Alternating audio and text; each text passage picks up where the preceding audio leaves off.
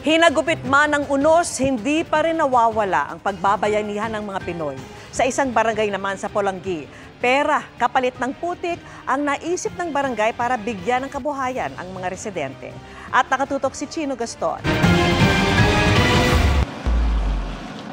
Ganito kakapal ang putik na iniwan ng pag-apaw ng ilog at palayan sa mga bahay ng barangay Ubaliw sa Pulangi, Albay matapos ang pananalasa ng bagyong Christine. Para mapabilis ang paglilinis at makatulong na rin sa mga nasalanta, naisip ng barangay na bilhin ang kada maliit na sako ng maiipon nilang putik. 10 piso lang naman kada sako.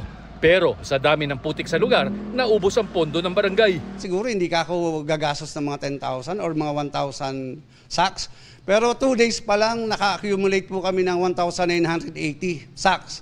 So nag-total po siya ng 19,800. Tigil na muna kasi yung LGU naman po, nag-provide naman po sa amin ng tupad.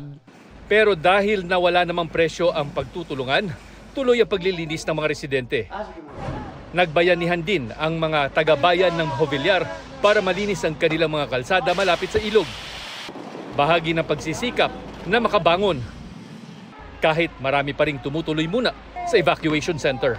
Pag nagsigilan ng number 1, may alis na sila ang mga tao.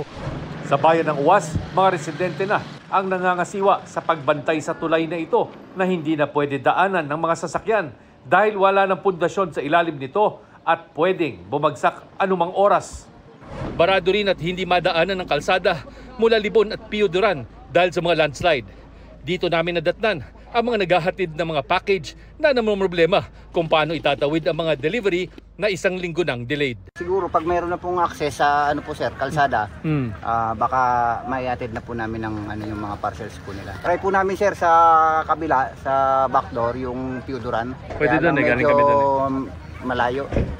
Para sa GMA Integrated News, Chino Gaston nakatutok, 24 oras.